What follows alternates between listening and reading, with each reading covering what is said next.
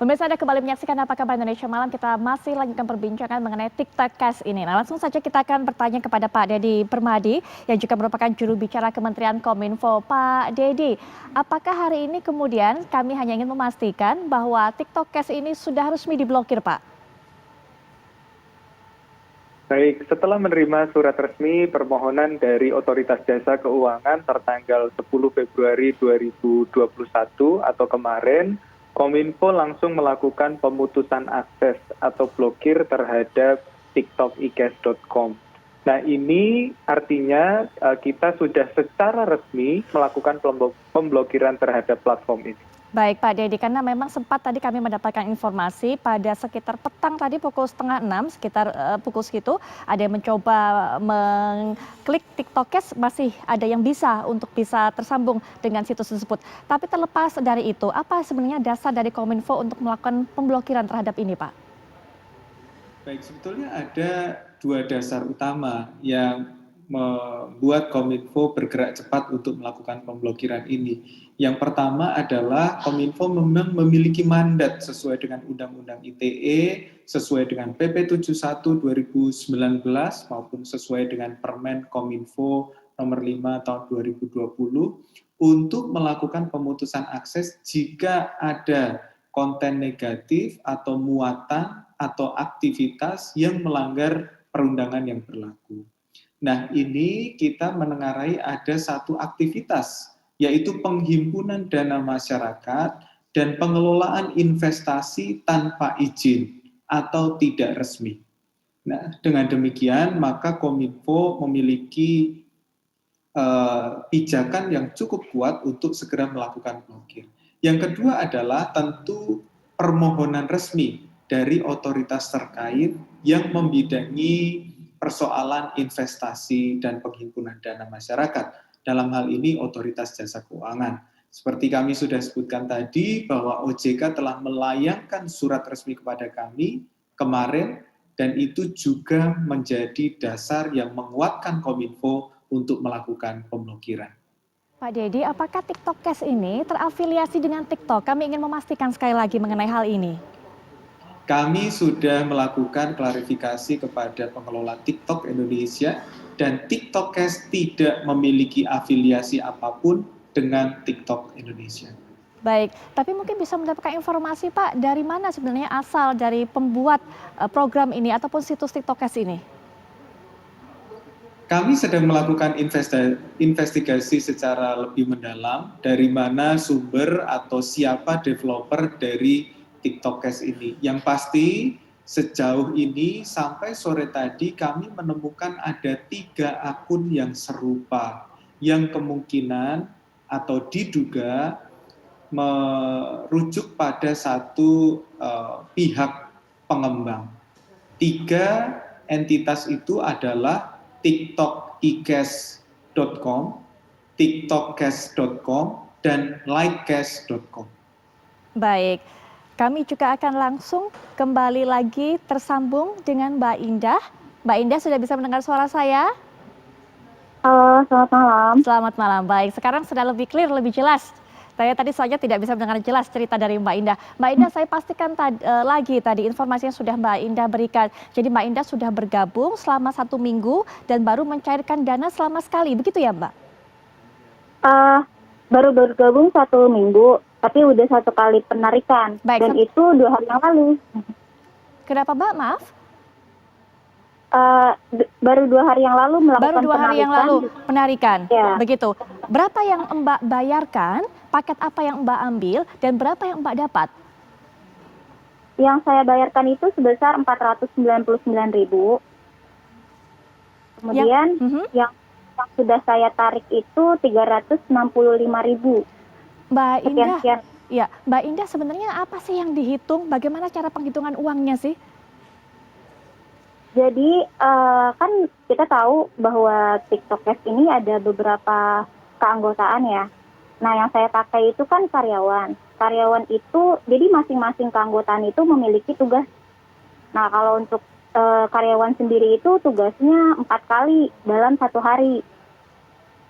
Di mana 1 tugas itu dalam satu hari itu kan 4 tugas. Dalam satu tugas itu kita dibayar 5.500 nih satu kali live. Gitu. Jadi dalam satu hari perhitungannya itu kita mendapatkan 22.000 lah satu hari gitu. Jadi kalau untuk perhitungan kenapa orang-orang banyak tergiur ya, karena kan kita modal itu 499.000.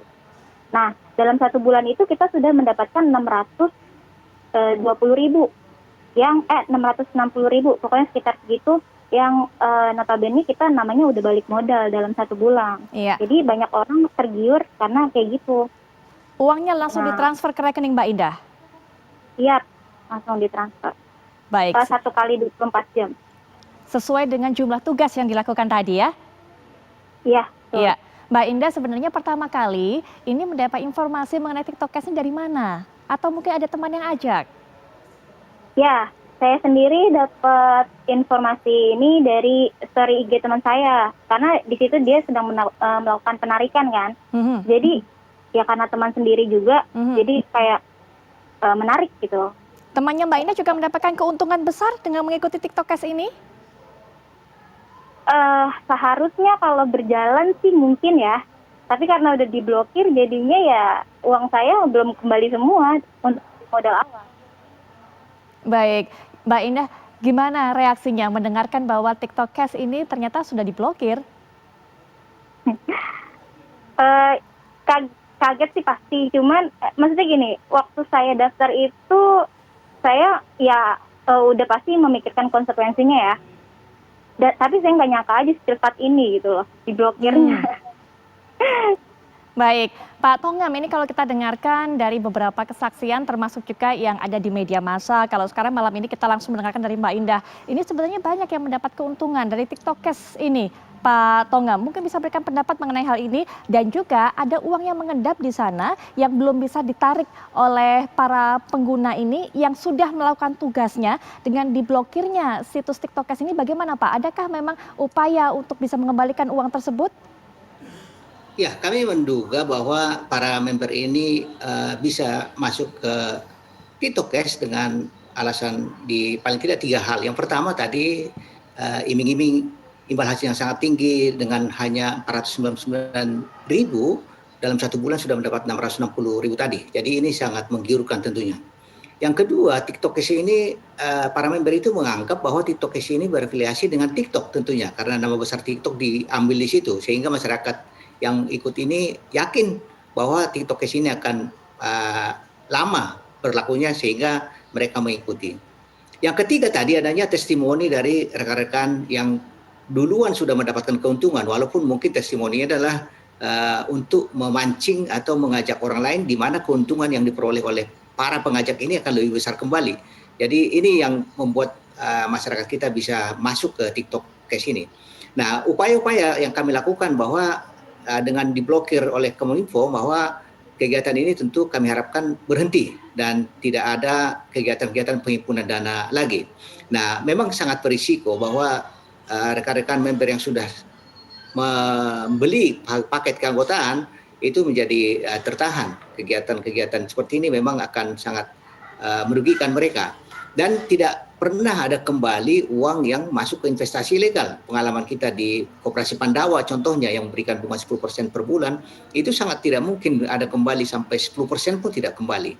Nah, oleh karena itu kami sangat mendorong kepada para member yang merasa dirugikan oleh TikTok Cash ini untuk segera melapor ke polisi tentunya karena apa yang dilakukan oleh TikTok Cash ini adalah kegiatan-kegiatan yang tidak ada izin dan diduga merupakan money game dan merugikan masyarakat. Jadi masyarakat kami harapkan bisa melapor ke polisi. Baik, Mas Tuhu, sepertinya zaman sekarang ini semuanya serba lebih gampang atau setidaknya lebih banyak varian. Dapat uang banyak, mungkin lebih cepat, caranya bukan cara-cara konvensional lagi, tapi caranya lewat media sosial. Sehingga banyak yang menyalahgunakan metode ini, Mas Tuhu.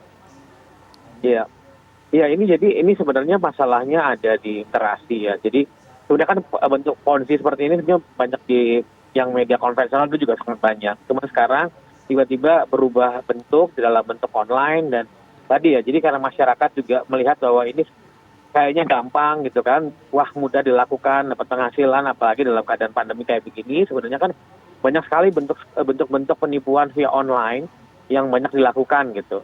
Dan ini salah satunya, dan menurut saya ini yang menurut saya masyarakat harus lebih waspada, kemudian cek and recheck data, dan kemudian mencari informasi lebih lanjut, karena kalau tidak bisa banyak merugikan hal-hal semacam ini. Dan mungkin bisa jadi nanti setelah ini ada bentuk penipuan-penipuan lainnya yang kita sebagai masyarakat perlu waspada gitu, karena semuanya sekarang berbasis digital, berbasis online, terus kemampuan kita untuk memitigasi menjadi sangat penting gitu. Kalau tidak, ya tadi kita bisa masuk ke hal-hal yang mungkin bisa jadi membahayakan atau merugikan diri kita sendiri, terutama secara finansial gitu. Kelihatannya kayak mendapatkan sesuatu, tapi sebenarnya jadi rugi gitu. Yang terjadi adalah.